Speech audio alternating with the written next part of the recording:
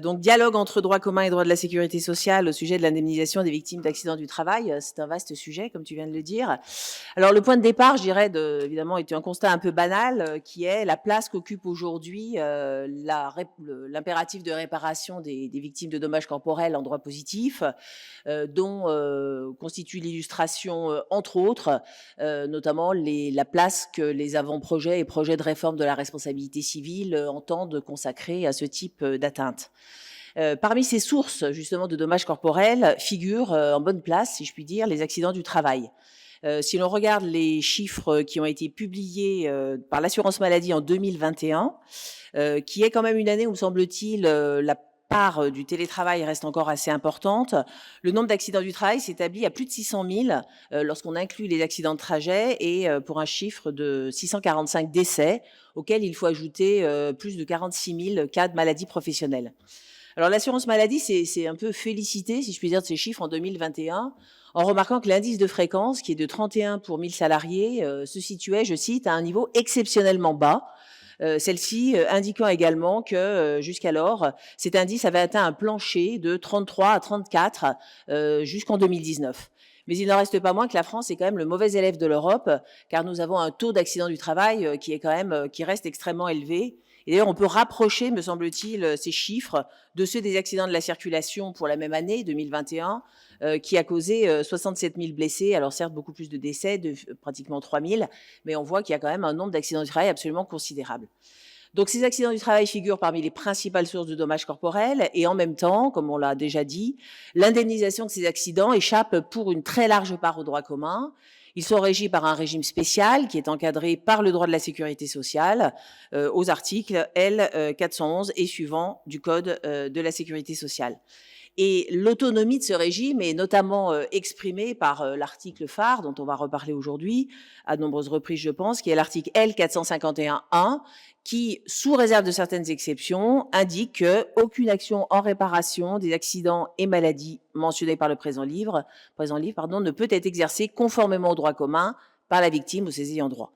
Donc dès l'abord, le lien entre droit commun de la réparation du dommage corporel et accident du travail est rompu, mais malgré cela, on s'aperçoit qu'il y a quand même des interactions, sans quoi cette journée n'aurait pas d'objet.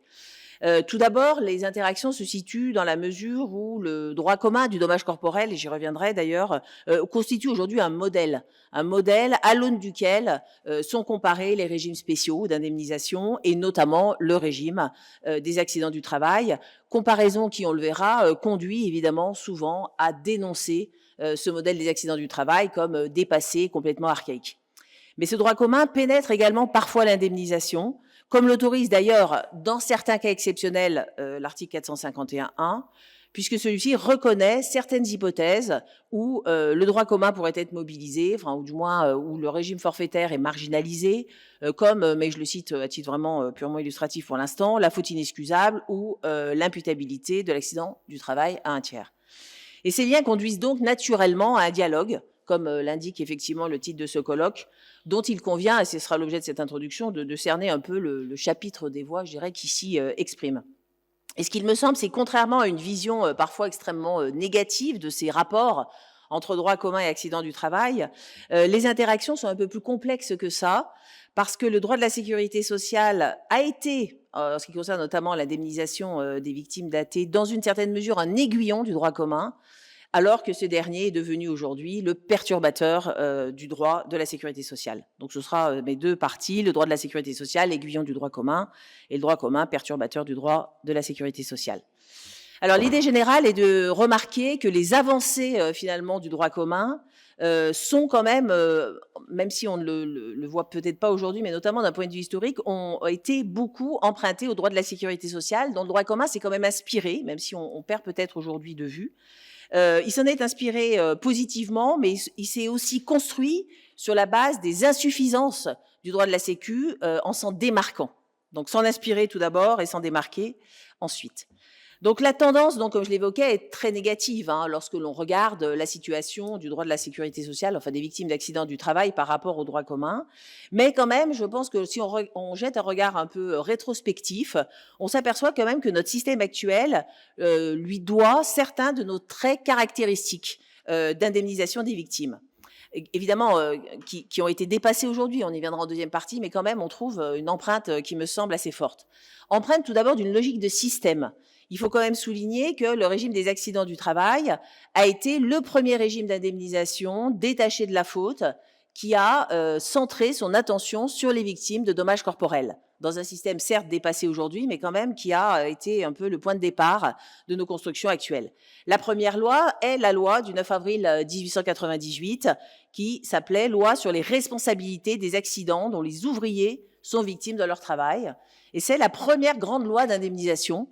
qui a été adoptée en droit français. Alors, pourquoi cette loi d'indemnisation ? Parce qu'à l'époque, fin du 19e, les règles du droit commun de la responsabilité civile étaient principalement centrées sur la faute. Alors certes, en 1896, l'arrêt Théphène, qui d'ailleurs était déjà une hypothèse d'accident du travail, avait commencé à avancer vers un régime de responsabilité sans faute, responsabilité du fait des choses, mais le régime, lorsque la loi spéciale a été adoptée en 1898, était encore extrêmement balbutiant, puisqu'il a fallu attendre les arrêts Jandeur en 1930 et Franck en 1941 pour que le régime de la responsabilité du fait des choses, qui aurait pu être une alternative d'ailleurs à cette loi spéciale,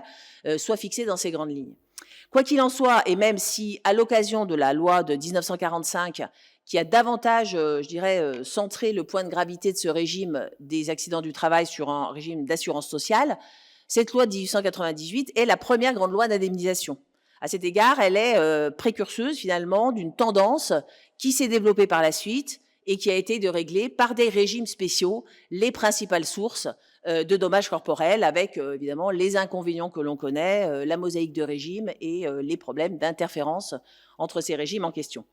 Il s'agit également de la première loi qui a mis en exergue l'impératif d'une réparation d'un type particulier d'atteinte, qui sont les atteintes corporelles. Alors, dans une vision certes datée, on y reviendra, parce que, comme on l'a souligné, c'est davantage le corps laborieux, l'expression qui a beaucoup été reprise, que la personne dans sa globalité qui a été prise en considération dans cette loi de 1898, et puis sans doute après dans le régime des accidents du travail, mais quand même, elle est quand même là aussi la première pierre d'une vision actuelle de notre droit en faveur d'une sorte de hiérarchisation, on va dire au moins latente, des dommages. Et d'ailleurs, on en veut pour preuve que dans sa thèse sur la théorie de la garantie, Boris Stark a largement pris appui sur cette loi pour établir ce qu'il appelait la généralité et la permanence de l'idée de garantie. Donc c'est quand même vraiment le point de départ d'une époque finalement.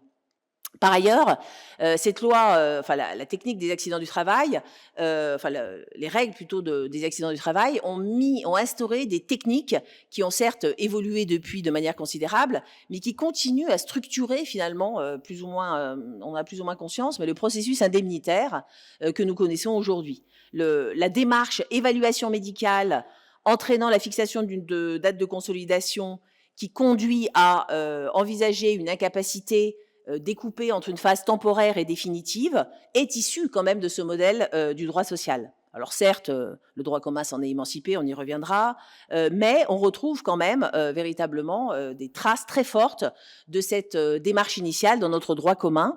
qui s'explique par cet héritage historique. Et notamment, je prends un exemple qui me semble absolument frappant, c'est le fait que l'on continue aujourd'hui à structurer en droit commun la réparation du dommage corporel autour de la date de consolidation,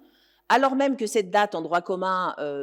pose quand même des difficultés, n'est pas parfaitement cohérente à l'égard de certains postes de la nomenclature, je pense par exemple aux frais de logement adaptés, frais de véhicule adaptés, préjudices scolaires et universitaires,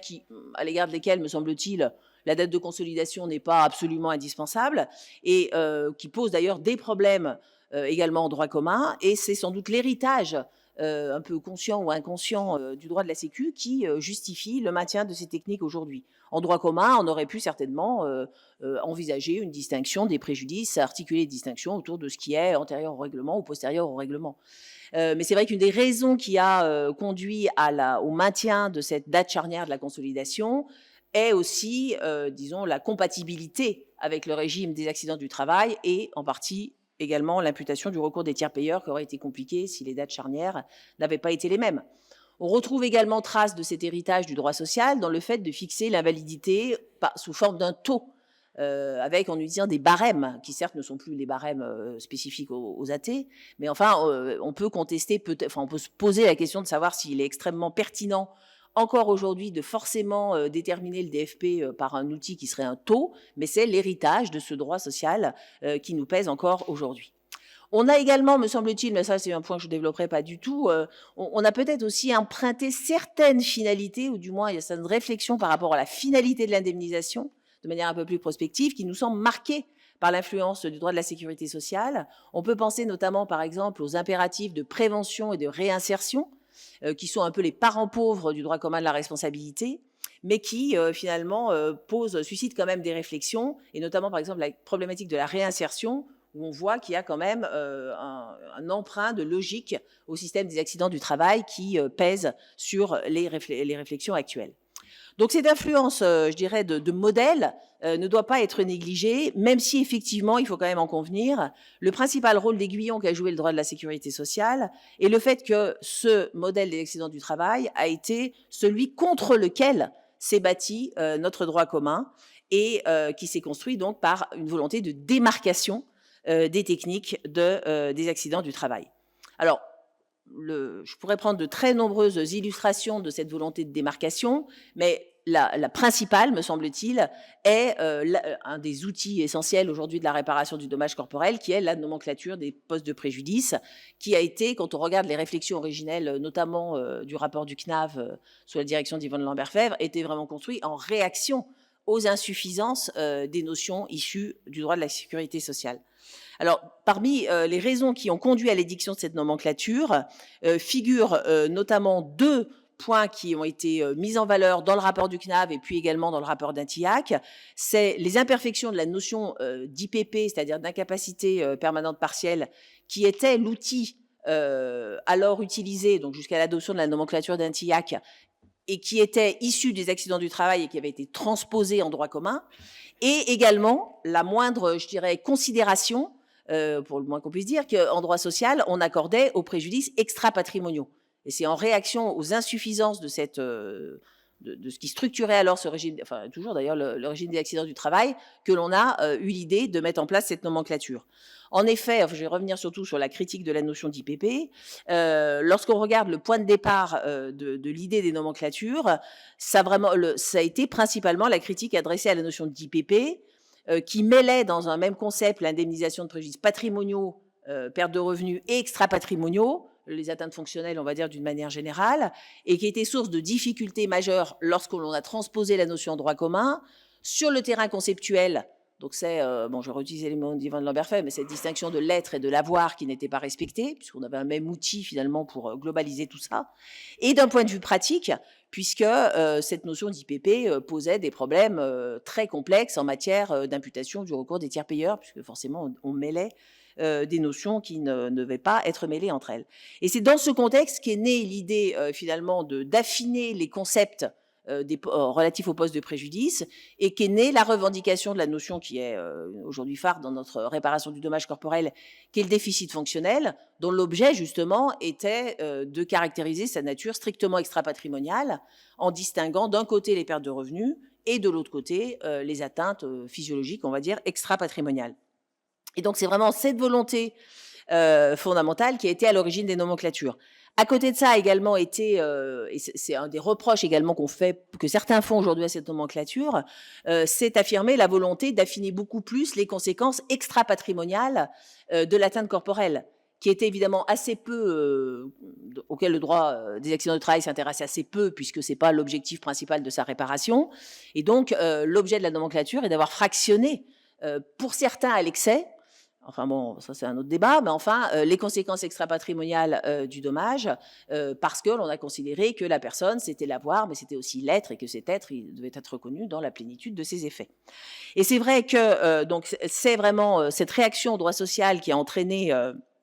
la volonté de mettre en place une nomenclature, et c'est également, je dirais, quelque part aussi le droit social, droit social, ou plus précisément la réforme du recours des tiers payeurs à l'occasion de la loi de 2006, mais évidemment qui présente des imbrications très fortes avec les accidents du travail, qui a été également à l'origine de l'effectivité de la nomenclature. parce qu'il faut quand même se rappeler que même si les travaux du groupe d'Intillac ont été accueillis avec estime, il n'y a pas eu, dès la publication du rapport, me semble-t-il, un engouement absolument majeur pour la nomenclature, et c'est la réforme du recours des tiers payeurs qui l'a vraiment mis sur les devants de la scène, parce que s'il fallait imputer poste par poste, il fallait un outil qui définissait les postes, et l'outil qu'on avait sous la main, eh bien ça tombait bien, c'était la nomenclature d'Intillac. Donc on voit qu'il y a eu un espèce d'effet d'entraînement finalement de part et d'autre. Alors l'autre mécanisme fondamental évidemment qui a conduit à une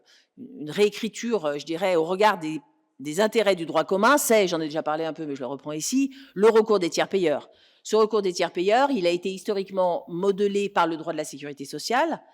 Et d'ailleurs, on peut le remarquer en soulignant que la première loi qui s'est vraiment intéressée à cette question, qui est la loi du 27 décembre 1973, s'appelait « Loi relative à l'étendue de l'action récursoire des caisses de sécurité sociale en cas d'accident occasionné à un assuré social par un tiers ». Donc on était vraiment dans un centre de gravité, si je puis dire, qui était le droit de la sécurité sociale. Et la réforme que l'on a connue en 2006 a été motivée justement par les critiques qui avaient été adressées à ces règles, bon, modifiées en 85, mais enfin qui restaient, je dirais, grosso modo dans la même problématique, au regard du droit commun. C'est-à-dire qu'on avait beaucoup souligné que ces règles n'étaient pas conformes au droit commun de la subrogation, et c'est en fait, méconnaissait la distinction justement du patrimonial et de l'extra-patrimonial. Et donc c'est bien cette logique de droit commun qui a entraîné cette réforme. Et c'est donc vraiment là, on voit une autre illustration, me semble-t-il, de cette construction finalement d'un droit commun sur la base des insuffisances d'un droit modelé par la législation des accidents du travail. Bon, alors évidemment, mais là, je n'insisterai pas du tout dessus, puisque ce sera l'objet de 2 interventions, et on en parlera sans doute au cours de la journée. C'est vrai que ces avancées en termes de recours des tiers payeurs ont été quelque peu contrariées, on va dire, par la jurisprudence de la Cour de cassation, jusqu'à une période récente, jusqu'à ce que l'Assemblée plénière, courageusement, décide d'opérer le revirement en janvier 2023. Mais quoi qu'il en soit, cette question démontre véritablement qu'il y a évidemment une difficile rencontre entre le droit de la sécurité sociale et le droit commun, puisque en ce qui concerne ce recours des tiers payeurs, c'est évidemment la profonde inadéquation entre les textes qui régissent les recours et la logique du droit commun qui est à l'origine des difficultés dont on vous parlera ultérieurement. Alors, le droit de la sécurité sociale a été l'aiguillon du droit commun, mais il faut bien dire quand même qu'aujourd'hui, nous avons un effet retour qui a déjà été un peu amorcé à travers mes premières remarques, puisque le droit commun est surtout aujourd'hui devenu le perturbateur, j'aurais presque dit le fossoyeur si j'étais optimiste, du droit de la sécurité sociale, mais enfin bon, malheureusement, je ne suis pas sûre qu'on aille si loin. Alors pourquoi est-ce qu'il le perturbe tant que ça? Tout d'abord parce qu'en fait aujourd'hui on s'aperçoit qu'il y a des voix qui s'élèvent de plus en plus vis-à-vis d'une rupture de système avec des modalités qui restent quand même, il faut le dire, un peu à discuter. Alors ce système d'indemnisation des accidents du travail, donc comme je l'ai plus ou moins souligné, a été une avancée quand même, il faut le dire, considérable au moment où il a été adopté. À la fin du 19e et même en 1945, on avait un système qui est quand même favorable aux victimes par rapport au droit commun. Mais le prisme a totalement changé aujourd'hui. Alors, quels ont été ces facteurs de changement? Tout d'abord, le premier changement, c'est un changement tout simplement du droit de la responsabilité. Entre la fin du 19e ou même 1945 et aujourd'hui, il y a eu un changement du contexte. Et ce qui était conçu à l'époque comme un système novateur est devenu complètement, je dirais, jugé aujourd'hui en partie rétrograde. On a parlé souvent pour caractériser ce système des accidents du travail d'un deal en béton. Hein. Ce deal en béton de l'époque était le suivant. C'est-à-dire que d'un côté, on avait un système d'indemnisation automatique des victimes sans qu'il soit besoin d'établir la faute de l'employeur et sans que, sauf exception, la faute du salarié ne soit exonératoire dans les termes du droit commun. Et en échange, si on peut dire, c'est ça le deal, les victimes d'accidents du travail acceptaient une indemnisation forfaitaire.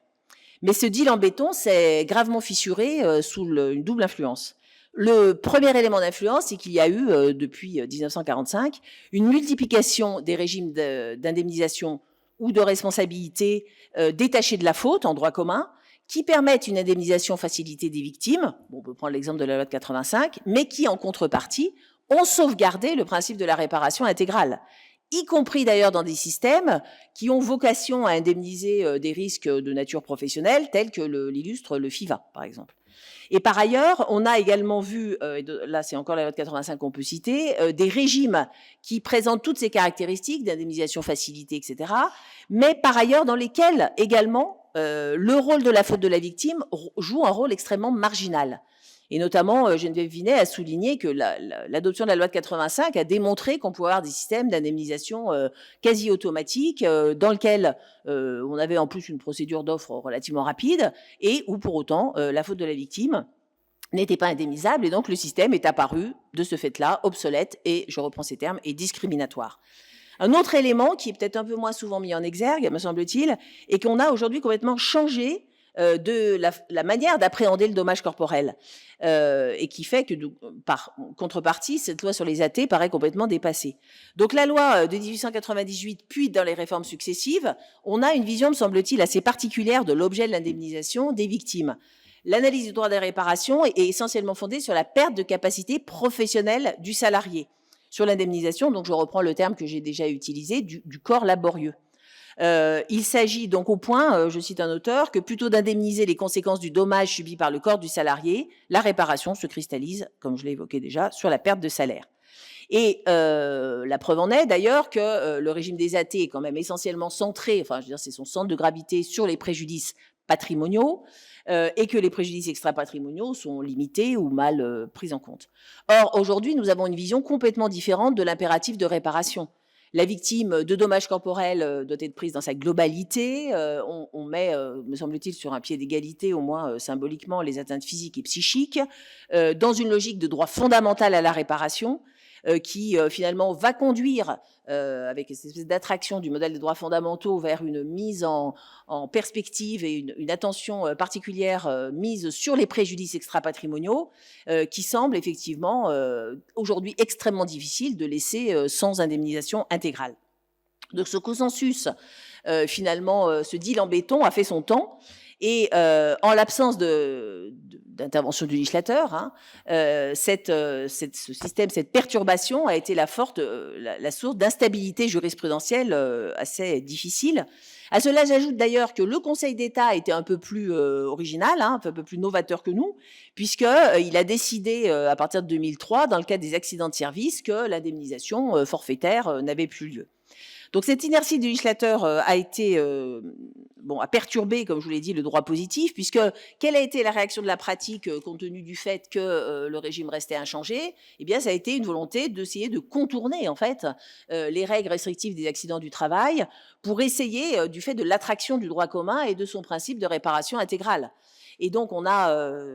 les avocats et les magistrats ont fait preuve d'ingéniosité pour essayer de colmater, si je puis dire, les insuffisances de ce régime. Alors, parmi la principale illustration de cela, on peut évidemment citer le régime de la faute inexcusable, hein, qui reste évidemment perfectible, mais qui a donné lieu, si je reprends les termes de Pierre Sargos, à un dynamitage finalement du régime spécifique des accidents du travail, par toute une série de petites pierres successives à l'édifice. Ce système, malgré tout, je dirais, a quand même, ne reste pas parfait, même s'il y a eu des avancées notables à la suite de la QPC de 2010, de la jurisprudence de la Cour de cassation, dont les arrêts d'assemblée plénière de 2023. Mais malgré tout, on a des évolutions qui demeurent complexes, qui sont inachevées, qui sont peu lisibles, me semble-t-il, pour les victimes, et dont, il faut bien dire que malgré tout, celles-ci restent quand même non indemnisées totalement, intégralement. On retrouve le même phénomène d'attraction du droit commun, je dirais, hors faute inexcusable, dans toutes les hypothèses, mais il en sera état plus tard dans cette journée, mais de frontières de régime, accident du travail, accident de la circulation, accident du travail, infraction pénale, où on voit que la stratégie, je dirais, des auteurs de la réparation a été d'essayer de contourner ce régime spécifique pour aller vers des régimes qui, tous, garantissent une indemnisation intégrale des victimes. Donc ce système apparaît un peu finalement à bout de souffle, hein, mais quelle solution? Est-ce que l'on peut envisager une réforme du système et comment?